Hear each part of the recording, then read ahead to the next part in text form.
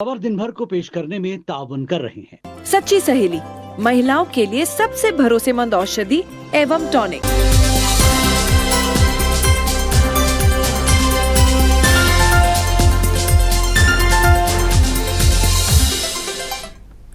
आदाब। खबर दिन भर में आपका इस्तकबाल है। मैं हूं आपके साथ सैयद अनवारुल्लाह गौरी। बढ़ते हैं खबरों की तफसील की जानिब, लेकिन उससे पहले एक नजर हेडलाइंस पर।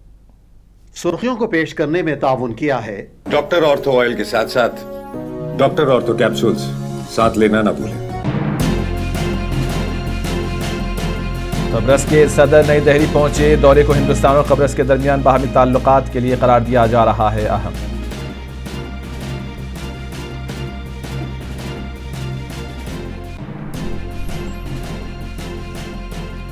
वज़ीर आला योगी आदित्यनाथ ने जूनियर नेशनल रोइंग चैंपियनशिप के इख्तितामी तकरीब में की शिरकत। कहा, नौजवान मुल्क के रोशन मुस्तकबिल हैं।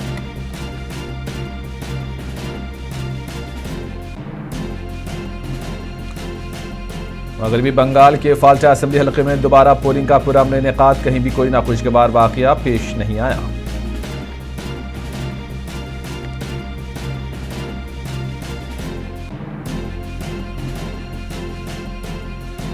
नीट पेपर लीक मामला। वज़ीर आला सिद्धारमैया ने कहा, वज़ीर आज़म और धर्मेंद्र प्रधान को मामले की जिम्मेदारी करनी चाहिए कबूल।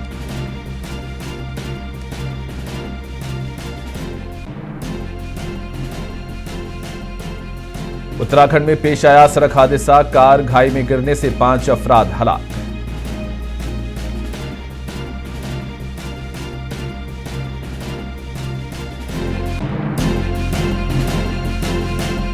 अमेरिकी सदर और इस्राएली वज़ीर आज़म के दरमियान ईरान जंग पर कशीदगी आई सामने। वाशिंगटन जंग बंदी चाहता है। इस्राएल ईरान पर दोबारा हमलों का ख्वाह।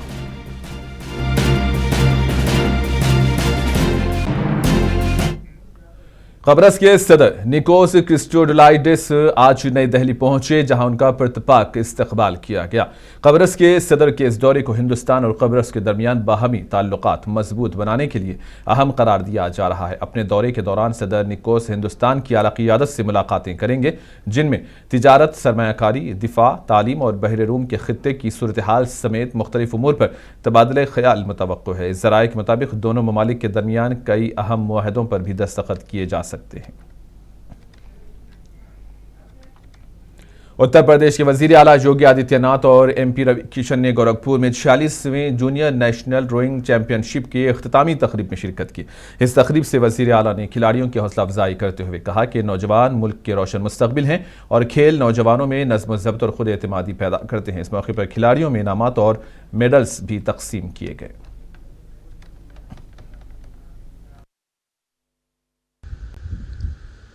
मुझे बहुत अच्छा लगा कि गोरखपुर की इस ऐतिहासिक रामगढ़ झील में जूनियर नेशनल रोइंग चैंपियनशिप का आयोजन हुआ और इसमें 20 राज्यों के लगभग 300 खिलाड़ियों ने प्रतिभाग करके प्रधानमंत्री जी के एक भारत श्रेष्ठ भारत के विजन को आगे बढ़ाने का कार्य किया। मैं सबसे पहले सभी प्रतिभागी टीमों के प्रति हृदय से धन्यवाद देते हुए रोइंग फेडरेशन ऑफ इंडिया को और इसके स्थानीय आयोजक यूपी रोइंग फेडरेशन को, एसोसिएशन को इस बात के लिए धन्यवाद देता हूं कि उन्होंने रामगढ़ ताल को इस प्रतियोगिता के लिए चुना और इस प्रतियोगिता के माध्यम से मुझे भी फाइनल के 2 मैच देखने का अवसर प्राप्त हुआ। बहुत आनंद की अनुभूति हुई कि देश के अलग अलग कोने की टीम यहां पर आकर के इस रामगढ़ ताल का जो सही उपयोग होना चाहिए था। मगरबी बंगाल की फाल्टा असेंबली हलके में दोबारा पोलिंग हुई। ओहदेदारों ने कहा कि कहीं भी ना कोई खुशगवार वाकया पेश नहीं आया। शाम 5 बजे तक 46% से ज्यादा वोटिंग रिकॉर्ड की गई। पूरे इलाके में सिक्योरिटी के सख्त इंतजाम किए गए थे। पोलिंग मराकज पर वोटर्स की लंबी कतारें देखने में आई। लोगों ने जमहूरी हक के इस्तेमाल में बढ़ चढ़ कर हिस्सा लिया।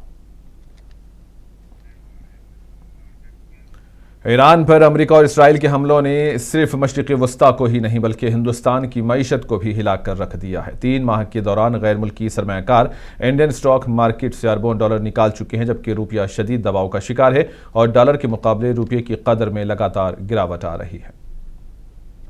फरवरी के आखिर में अमेरिका और इसराइल के ईरान पर हमले के बाद आलमी मालियाती मंदियों में बेचैनी फैल गई। इस कशीदगी का बराह रास्त असर हिंदुस्तान की मईशत पर पड़ा, जहां गैर मुल्की सरमायाकारों ने रिकॉर्ड रफ्तार से सरमाया निकालना शुरू कर दिया। आदाद व शुमार के मुताबिक 28 फरवरी के बाद से अब तक गैर मुल्की सरमायाकार इंडियन स्टॉक मार्केट से तकरीबन 21 अरब डॉलर वापस निकाल चुके हैं। सिर्फ मार्च के महीने में ही लगभग 13 अरब डॉलर मार्केट से बाहर चले गए। नेशनल सिक्योरिटीज डिपॉजिटरी लिमिटेड के मुताबिक मार्च में जितना गैर मुल्की सरमाया इंडियन मार्केट से निकला, उतना एक ही महीने में पहले कभी नहीं देखा गया। और ये सूरत हाल हिंदुस्तान के लिए खतरे की घंटी समझी जा रही है, क्योंकि साल 1993 में इंडियन स्टॉक मार्केट को गैर मुल्की सरमायाकारी के लिए खोलने के बाद ये बदतरीन सरमाया इनखला माना जा रहा है। गैर मुल्की इदारती सरमायाकार, जिन्हें FII कहा जाता है, दरअसल बड़े आलमी मालियाती इदारे होते हैं। इनमें mutual funds, pension funds, insurance companies और सॉवरेन वेल्थ फंड्स शामिल होते हैं, जो इंडियन शेयर मार्केट और बॉन्ड्स में अरबों डॉलर की सरमायाकारी करते हैं। इन सरमायाकारों की खरीद व फरोख्त का बराह रास्त असर मार्केट पर पड़ता है। जब ये सरमाया निकलते हैं तो मार्केट में शदीद मंदी आती है, जबकि खरीदारी की सूरत में सरमायाकारों का एतमाद बहाल होता है। दूसरी तरफ ईरान बहरान की वजह से आलमी मंदी में खाम तेल की कीमतें भी तेजी से बढ़ गई हैं, जिसने हिंदुस्तान जैसे तेल दरामद करने वाले मुल्क की मुश्किलात मजीद बढ़ा दी है। महंगे तेल के दबाव के बायस इंडियन रुपया तारीखी गिरावट का शिकार हो गया है। ईरान जंग के साए अब आलमी मईशत पर गहरे होते जा रहे हैं। हिंदुस्तान में सरमायाकारों का एतमाद मुतज़लज़ल हो गया है, रुपया दबाव में है और माहिरीन खबरदार कर रहे हैं कि अगर मशरिक़ वस्ता में कशीदगी मज़ीद बढ़ी तो इसके असरात पूरी आलमी मईशत को अपनी लपेट में ले सकते हैं। ब्यूरो रिपोर्ट, मुनसिफ टीवी। और इसी दौरान मरकजी वज़ीर तिजारत पीयूष गोयल ने कहा कि गुज़िश्ता 6 माह में अमेरिका की जानिब से 60 अरब डॉलर से ज़ायद की सरमायाकारी के आज़म ने अमेरिका और हिंदुस्तान के दरमियान इक़्तिसादी शराकतदारी को इस्तेहकाम मिला। इस सरमायाकारी में गूगल और अमेज़ॉन के डेटा सेंटर्स के क़याम का मनसूबा भी शामिल है। First of all, just a small data point correction. I think in the last 6 months, if I look back at the various commitments that we are seeing from American industry, probably the number will be upwards of $60 billion. And after, look at just the Amazon data center commitment or the Google data center commitments. So my gut feeling is that America and India truly are working as natural partners. We complement each other. What America can offer in terms of technology, innovation, in terms of high precision defense, digital data centers, quantum computing equipment. Karnataka के chief minister Siddaramaiah ने कहा कि वज़ीर आज़म मोदी और वज़ीर तालीम Dharmendra Pradhan NEET paper leak मामले की जिम्मेदारी कबूल करें। इन्होंने इल्ज़ाम आयद किया कि इस स्कैंडल ने तुलबा और वालिदैन के एतमाद को शदीद नुकसान पहुंचाया। Deputy chief minister DK Shivakumar ने भी मुतालबा किया कि BJP और मरकजी वज़रा को नीट पेपर लीक मामले और ईंधन की कीमतों में इजाफे पर आवाम के सामने वजाहत देनी चाहिए। इन्होंने इल्ज़ाम लगाया कि ये मसाइल तुलबा और आम शहरियों दोनों के लिए शदीद तशवीश का बाइस बन रहे हैं। We all are, our students in the entire country are suffering on this paper leak. We are the voice, our Youth Congress boys are the voice to protect every section of the youth of this country. So they have done a commendable job, and the price rise is soaring like anything. The Prime Minister has agreed, but Prime Minister has to tell, the BJP leader has to tell, MPs has to tell, Central Minister to tell why this situation has happened. NEET paper leak मामले के खिलाफ कांग्रेस के कायदीन और कारकुनों ने जयपुर में एहतजाज किया। इस मौके पर कांग्रेस कारकुनों ने BJP रियासती हेडक्वार्टर की तरफ में मार्च करने की कोशिश की, लेकिन पुलिस उन्हें रोक दिया और मुंतशिर करने के लिए वाटर कैनन का इस्तेमाल किया। एहतजाजी कारकुनों ने हुकूमत के खिलाफ नारे लगाए, पेपर लीक मामले की शफाफ तहकीकात का मुतालबा किया। कांग्रेस कायदीन ने कहा कि नौजवानों के मुस्तकबिल के साथ खिलवाड़ बर्दाश्त नहीं किया जाएगा। कमा रहा है, सरकारें गिरा रहा है। राहुल गांधी ने 2024 में कहा था नीट पेपर चोरी हो रहे हैं, लगाम लगाओ, चर्चा कराओ, नहीं कराई, लाखों बच्चों का भविष्य बर्बाद कर दिया। ये हमको बताते थे ये महाचोर निकले, बेईमान। हम घेराव कर रहे हैं, देखा नहीं आपने क्या तांडव नृत्य है, क्या तमाशा है। धर्मेंद्र प्रधान का इस्तीफा ही तो मांग रहे हैं, क्यों नहीं ले रहे? मगरबी बंगाल हुकूमत की जानिब से तमाम मदारिस में सुबह की असेंबली के मौके पर वंदे मातरम गाने को लाजमी करार देने पर AIMIM के लीडर वारिस पठान ने रद्देमल का इजहार किया। इन्होंने कहा कि हम वंदे मातरम का एहतराम करते हैं, लेकिन आइन हमें अपने मजहब पर अमल करने की हक की इजाज़त देता है, मजहबी आज़ादी फराहम करता है। हम सिर्फ एक अल्लाह की इबादत करते हैं और हम किसी की इबादत नहीं करते। देखिए साहब, हम वंदे मातरम का आदर करते हैं, सम्मान करते हैं, लेकिन संविधान का आर्टिकल 1925 इजाजत देता है हमको राइट टू प्रैक्टिस रिलीजन का, फ्रीडम टू प्रैक्टिस रिलीजन का। अगर एक मुसलमान के लिए वंदे मातरम में कोई ऐसी पंक्तियां हैं जो इस्लाम इजाजत नहीं करता बोलने, जो शिर्क के दायरे में आ जाता है। देखिए, हम वंदना अल्लाह की करते हैं, हमारा एक ही मानना है ला इलाहा इल्लल्लाह मुहम्मदुर रसूलुल्लाह, there is only one God, Mohammad सल्लल्लाहु अलैहि वसल्लम is the messenger of God. हम बाकी किसी की वंदना करते नहीं, अल्लाह की वंदना करते हैं।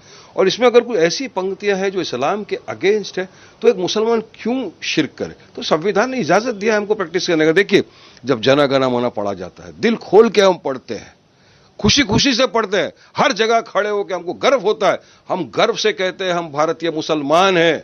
मगर इस तरह से अब नहीं पढ़ा तो अब इंटरनेशनल, ये सरासर गलत है। मैं बताऊंगा आपको, सुप्रीम कोर्ट का एक जजमेंट आप देख लीजिए, पढ़ लीजिए।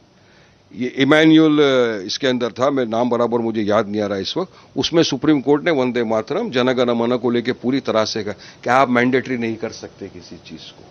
सुप्रीम कोर्ट का जजमेंट और बहुत कुछ बताता है, उसके अंदर आप टिप्पणी अगर देखेंगे तो आपको खुद को समझ में आ जाएगा कि तो सुप्रीम कोर्ट का जजमेंट है, संविधान है, उसके बावजूद किसी को जबरन ये पढ़ाना, मैं समझता हूं कि ये रुकने पार्लिमान आगा रूहुल्लाह मेहदी ने सिधरा इंहदामी कार्रवाई पर जम्मू कश्मीर हुकूमत पर सख्त तनकीद की। उन्होंने कहा कि हुकूमत की खामोशी मायूस कुन है और आवाम में संगीन खदशात पैदा कर रही है और कम अज कम सरकारी बयान और मौके का दौरा जरूरी था। मेहदी ने मजीद कहा कि ये मायूस कुन इक़दामात रोजाना किसी न किसी शक्ल में जारी हैं और आवाम के सामने हक़ाइक़ वाज़ेह किए जाने चाहिए। ये मायूस कुन हरकतें हर रोज़ किसी न किसी हवाले से ये गवर्नमेंट मायूस कर रही है। एक स्टेटमेंट तो कम से कम आना ही चाहिए था, उस जगह का दौरा तो करना ही चाहिए था, वजाहत तो आनी चाहिए थी। अगर ये रोक नहीं पा रहे, कम से कम ये तो बताए इसके पीछे कौन सी ऐसी ताकतें हैं ताकि हम ही उनसे लड़े, अगर ये खुद लड़ना नहीं चाहते। वरना इनकी जिम्मेदारी है, या किस बुनियाद पे हुआ, हक़ाइक़ लोगों के सामने रखे। ये गवर्नमेंट हर दिन मायूस कर रही है, किसी न किसी बहाने से, किसी न किसी वजह से जम्मू कश्मीर की आवाम इस गवर्नमेंट से हर दिन मायूस हो रही है। ज़िम्मेदारी है इनकी, इलेक्टेड रिप्रेजेंटेटिव्स है, इलेक्टेड गवर्नमेंट है। इस वक्त इनसे उम्मीदें लगाना ये बेजा नहीं है, क्योंकि लोगों ने इसके लिए इनको वोट दिया था। तो बदकिस्मती है, जैसे कि आपने कहा, एक स्टेटमेंट भी अभी तक नहीं आ पाया है, वो इनकी इनएबिलिटी को, इनकैपेबिलिटी को। अफ्रीकी ममालिक में तेजी से फैल रही इबोला वायरस को लेकर मरकजी हुकूमत पूरी तरह से अलर्ट हो गई है। मरकजी वजारत सेहत के तहत आने वाले directorate general of health services ने कांगो, युगांडा और जनूबी सूडान जैसे इबोला से मुतासरा ममालिक से आने वाले मुसाफिरों के लिए एयरपोर्ट, पोर्ट और तमाम एंट्री पॉइंट्स पर सख्त स्क्रीनिंग और निगरानी के प्रोटोकॉल को नाफिज कर दिया है। हालांकि वजारत सेहत ने वाज़ेह किया है कि हिंदुस्तान में अब तक इबोला का एक भी मामला सामने नहीं आया और ये कदम सिर्फ एहतियात के तौर पर उठाया गया। वजारत सेहत ने हाई रिस्क ममालिक से आने वाले या वहां से ट्रांजिट होकर हिंदुस्तान पहुंचने वाले मुसाफिरों के लिए खुसूसी एडवाइजरी जारी की। वजारत के मुताबिक अगर किसी मुसाफिर को बुखार, कमजोरी, सरदर्द, पट्ठों में दर्द, उल्टी, गले में खराश या बगैर किसी वजह के खून बहने जैसी अलामात महसूस हों तो उन्हें इमिग्रेशन चेक से कबल एयरपोर्ट हेल्थ ऑफिसर या हेल्थ डेस्क पर फौरन रिपोर्ट करना होगा। जिन लोगों का राब्ता इबोला से मुतासरा या मुश्तबा मरीज के खून या जिस्मानी रतूबतों से हुआ हो उन्हें भी इसकी मालूमात सेहत के अफसरान को देनी होगी। तमिलनाडु की सियासत में एक बार फिर ज़बान, सकाफत और कौम परस्ती का तनाज़ा शिद्दत इख्तियार कर गया है। अदाकार से सियासतदान बनने वाले वज़ीर आला विजय की जमात TVK की तकरीब हलफ बर्दारी में तमिल तराने की तरतीब ने सियासी हंगामा खड़ा कर दिया। तमिलनाडु में तराने का तनाज़ा उस वक्त शुरू हुआ जब टीवी के हुकूमत की तकरीब हल्फ बर्दारी में तरानों की रिवायती तरतीब तब्दील कर दी गई। तमिलनाडु में सरकारी तकरीबात का आगाज उमूमन तमिल रियासती तराने तमिल थाई वज़हतू से किया जाता है, जबकि इख्तिताम कौमी तराने जन गण मन पर होता है। लेकिन इस तकरीब में पहले वंदे मातरम बजाया गया, फिर भारतीय कौमी तराना पेश किया गया और आखिर में तमिल तराना चलाया गया। इसी तरतीब पर अपोजिशन जमातों खुसूसन MK स्टैलिन की जमात DMK, बाएं बाजू की जमातों और तमिल सकाफती हलकों ने शदीद एतराज उठाया। नाक़िदीन का कहना है कि तमिल तराने को पीछे रखकर रियासती शनाख्त और तमिल सकाफत की तौहीन की गई है। अपोजिशन ने टीवी के हुकूमत पर इल्जाम लगाया कि वो BJP तर्ज की सियासत अपना रही है, जिसमें वंदे मातरम को फौकियत दी जाती है।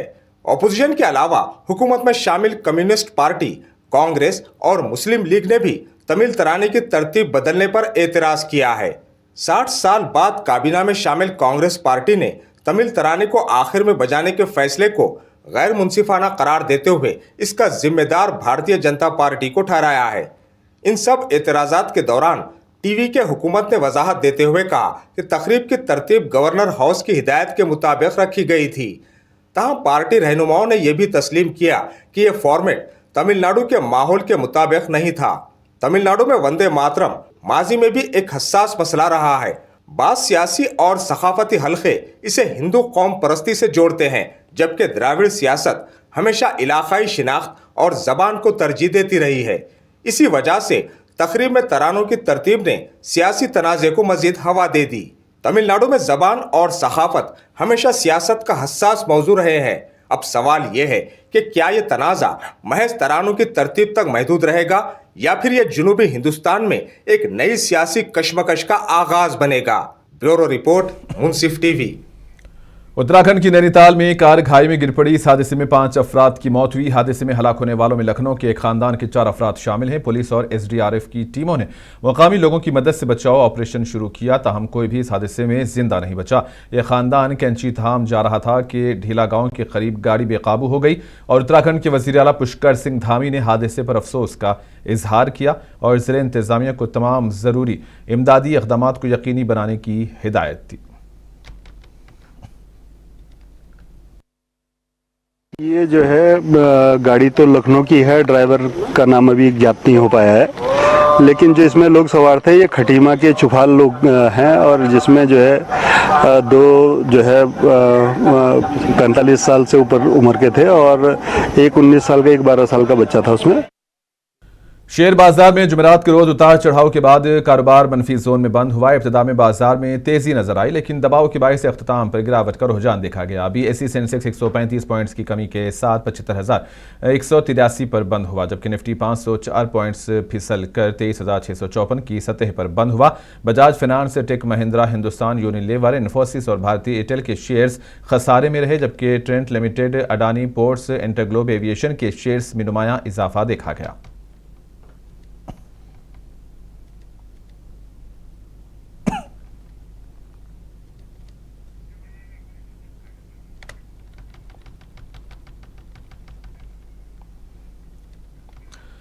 गाजा के लिए इमदादी सामान ले जाने वाले बहरी इमदादी काफिले फ्लोटिला के कारकुनों की गिरफ्तारी पर कनाडा में इसराइली सफीर को तलब किया और कनाडा के शहरियों की हिफाजत से मुतालिक वजाहत तलब करने की हिदायत दी। कनाडा के वजीर आजम मार्क कार्नी ने इसराइल के वजीर बिन गवीर की जानिब से जारी करदा वीडियो पर भी तशवीश का इजहार किया गया, जिसमें इमदादी कारकुनों को तंजिया अंदाज में मुखातिब करते हुए उनका मजाक उड़ाने और इश्तियाल अंगेज तबसरे करते हुए दिखाया गया। वजीर आजम कार्नी ने कहा कि कनाडा पहले ही बिन गवीर के असासे मुंजमद करने और सफरी पाबंदियों समेत सख्त पाबंदियां आयद कर चुका है। ये पाबंदियां तशद्दुद पर उकसाने के बार बार बयानात के बायस लगाई गई। इटली में भी कल रोम में मुतय्यना इसराइल के सफीर को वजाहत के लिए तलब किया था। इसराइली वजीर आजम नेतन्याहू ने भी इस नाजिबा हरकत पर नाराजगी का इजहार करते हुए बिन गवीर को सख्त इंतबाह दिया।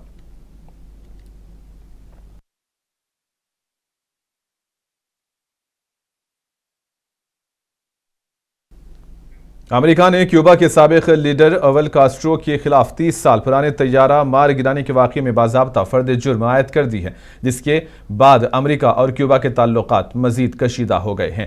कायम मुकाम अटार्नी जनरल नाडब लुंचे ने बताया है कि राउल कास्ट्रो के वारंट गिरफ्तारी भी जारी किए जा चुके हैं और अमेरिका उन्हें इंसाफ के कठघरे में लाने के लिए तमाम मुमकिन कानूनी रास्ते इख्तियार करेगा। अमेरिकी महकमे इंसाफ के मुताबिक राउल कास्ट्रो पर 1996 में 2 गैर मुसल्लह शहरी तैयारों को मार गिराने की साजिश, कत्ल और अमरीकी शहरियों की हिलाकत के इल्जाम आयद किए गए। ये वाकया 24 फरवरी 1996 को पेश आया था, जब अमरीकी रियासत फ्लोरिडा से ताल्लुक रखने वाली जिला वतन क्यूबा मुखालिफ तंजीम ब्रदर्स टू द रेस्क्यू के 2 छोटे तैयारे क्यूबा के जंगी तैयारों ने मार गिराए थे। इस हमले में 4 अफराद हलाक हुए थे, जिनमें अमरीकी शहरी भी शामिल थे। अमरीकी हुक्काम का कहना है कि इस वक्त राउल कास्ट्रो क्यूबा के वजीर दिफा थे और उन्होंने कार्रवाई की मंजूरी दी थी। Today, we are announcing an indictment charging Raul Castro and several others with conspiracy to kill U.S. nationals. Mr. Castro and the others are charged with additional crimes as well, including destruction of aircraft and 4 individual counts of murder. The indictment was returned by a grand jury sitting in this district in Miami on April 23rd, 2026, and was unsealed today. For nearly 30 years, the families of 4 murdered Americans have... अमेरिकी सदर Donald Trump और इस्राएली वजीर आजम Netanyahu के दरमियान Iran जंग के मुस्तकबिल पर होने वाली टेलीफोनिक गुफ्तगू में कशीदगी सामने आ गई है। अमेरिकी मीडिया रिपोर्ट्स के मुताबिक वाशिंगटन जंगबंदी और मुआहदा चाहता है, जबकि इसराइल ईरान पर दोबारा हमलों का ख्वाह है। पेश इस सिलसिले में एक खास रिपोर्ट आप देखिए और हमें दें इजाजत। आदाब। अमेरिका के सदर डोनाल्ड ट्रंप और इसराइल के वजीर आजम नेतन्याहू के दरमियान ईरान के खिलाफ मुस्तकबिल की हिकमत अमली से मुतालिक फोन पर तल्ख बातचीत हुई। इस फोन कॉल के बाद नेतन्याहू शदीद बेचैनी का शिकार दिखाई दिए, क्योंकि इसराइल ईरान के खिलाफ दोबारा फौजी कार्रवाई चाहता है, जबकि वॉशिंगटन सफारती हल को तरजीह देता नजर आ रहा है। रिपोर्ट में कहा गया है कि इसराइली क़यादत ईरान की अस्करी सलाहियतों को मजीद कमजोर करने और अहम इंफ्रास्ट्रक्चर को निशाना बनाने के लिए हमले दोबारा शुरू करने की ख्वाहां हैं। दूसरी जानिब ट्रंप मुसलसल ये कहते रहे हैं कि ईरान के साथ मुआहिदा मुमकिन है, ताहम उन्होंने ये भी वाज़ेह किया कि अगर मुज़ाकरात नाकाम हुए तो फौजी कार्रवाई दोबारा शुरू की जा सकती है। ट्रंप ने कहा कि अब सवाल सिर्फ ये है कि क्या हम इस जंग को मुकम्मल तौर पर ख़त्म करेंगे या फिर कोई समझौता होगा। बाद में उन्होंने ये भी कहा कि अमेरिका और ईरान के दरमियान सूरत हाल बॉर्डर लाइन पर है, यानी दोनों ममालिक के दरमियान मुआहिदा भी हो सकता है और जंग भी दोबारा छिड़ सकती है। ट्रंप ने यह भी दावा किया कि नेतन्याहू ईरान के मामले पर वही करेंगे जो वॉशिंगटन चाहेगा। हालांकि उन्होंने दोनों रहनुमाओं के दरमियान अच्छी ताल्लुकात का भी दावा किया। दूसरी जानिब ईरान ने तस्दीक की है कि वो अमेरिका की नई तजवीज का जायजा ले रहा है। ईरानी वजारत खारजा के तर्जुमान इस्माइल बकाई ने कहा है कि अमेरिका की जानिब से नई तजावीज मौसूल हुई हैं और ईरान इन तजावीज का तफसीली जायजा ले रहा है। तर्जुमान के मुताबिक ईरान और अमेरिका के दरमियान ईरान के पेश करदा 14 नुकात की बुनियाद पर पैगामात का तबादला जारी है। इसी सिलसिले में पाकिस्तान के वजीर दाखिला मोहसिन नकवी ने आज ईरान के वजीर दाखिला अब्बास अराक्ची से तेहरान में मुलाकात की और मशरिकी वस्ता में जारी कशीदगी से मुतालिक तबादला ख्याल किया। जराई के मुताबिक ईरान बुनियादी तौर पर अपने हुकूक का मुतालबा कर रहा है और इन हुकूक में ईरान पर आयद अमेरिकी पाबंदियों का खात्मा भी शामिल है।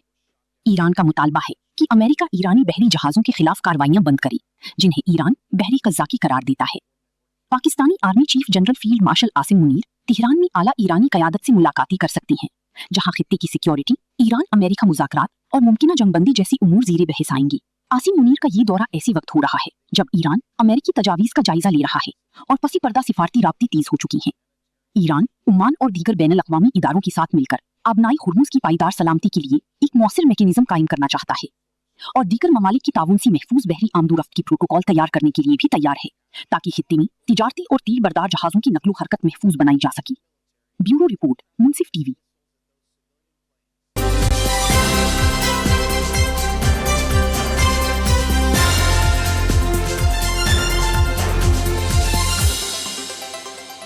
खबर दिन भर को पेश करने में ताउन किया है सच्ची सहेली, महिलाओं के लिए सबसे भरोसेमंद औषधि एवं टॉनिक।